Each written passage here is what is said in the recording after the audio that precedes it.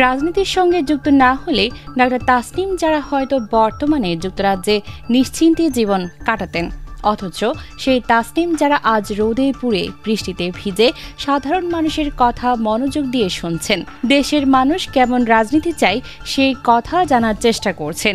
বিদেশের আরামদায়ক জীবন ও নিশ্চিত ভবিষ্যৎ ছেড়ে তিনি বেছে নিয়েছেন বাংলাদেশের অনিশ্চিত রাজনৈতিক পথ।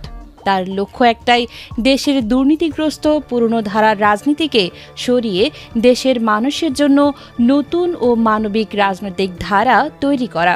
জাতীয় নাগরিক পার্টি এনসিপির যেসব নেতাদের নাম এখন সারা দেশে আলোচিত হচ্ছে, তাদের মধ্যে শীর্ষ সারিতে আছেন ডাক্তার তাসনিম যারা।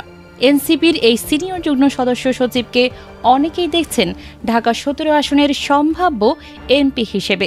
গুলশান, বনানী, বারিধারা, ঢাকার এই অভিজাত এলাকার ভোটারদের কাছেও তিনি বেশ জনপ্রিয়। এনসিপির অধিকাংশ সমর্থক মনে করছেন ডাক্তার তাসনিম যারা এ আসনের যোগ্য প্রার্থী। তবে এই আসনে বাংলাদেশ জামায়াতে ইসলামীও তাদের অত্যন্ত যোগ্য প্রার্থীকে মনোনয়ন দিয়েছে। ঢাকা ১৭ আসনে জামায়াতের হয়ে লড়ছেন ডাক্তার এস.এম. খালিদুজ্জামান। মেধা ও দক্ষতার দিক থেকে তিনিও কম যান না। বাংলাদেশ পার্টিলিটি হাসপাতালের চেয়ারম্যান দীর্ঘদিন ধরে নিঃসন্তান দম্পতিদের মুখে হাসি ফোটাচ্ছেন। তার আইভিএফ চিকিৎসা খ্যাতি ছড়িয়ে পড়েছে ইউরোপ, আমেরিকা সহ বিশ্বের অন্তত ১৫টি দেশে। প্রার্থী হিসেবে ডাক্তার খালিদুজ্জামানের বড় শক্তি হল তিনি এই আসনের উচ্চবিত্ত ও নিম্নবিত্ত দুই শ্রেণীর মধ্যেই ব্যাপকভাবে পরিচিত। ঢাকা ১৭ আসনটি সাধারণত অভিজাত এলাকা হিসেবে পরিচিত হলেও এখানে রয়েছে বেশ বড় একটি বস্তি এলাকা, আর বস্তিবাসীর মধ্যে রয়েছে তার ব্যাপক জনপ্রিয়তা। যখনই কোনো অগ্নিকাণ্ড বা সমস্যা দেখা দেয়, ডাক্তার খালিদুজ্জামান সর্বোচ্চ চেষ্টা করেন তাদের পাশে দাঁড়াতে।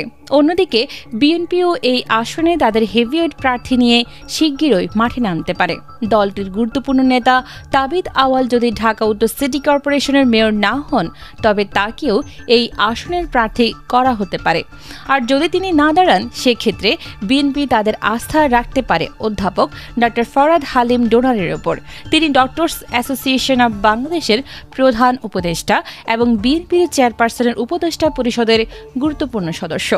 অর্থাৎ ঢাকা ১৭ আসনে এনসিপি, জামায়াত ও বিএনপি তিনটি দলের প্রার্থী করছেন চিকিৎসক পেশাজীবীদের। চিকিৎসকদের এই ত্রিমুখী লড়াই শেষ পর্যন্ত কার জয় এনে দেবে, সেটাই এখন সারা দেশের মানুষের কৌতূহলের কেন্দ্রবিন্দু।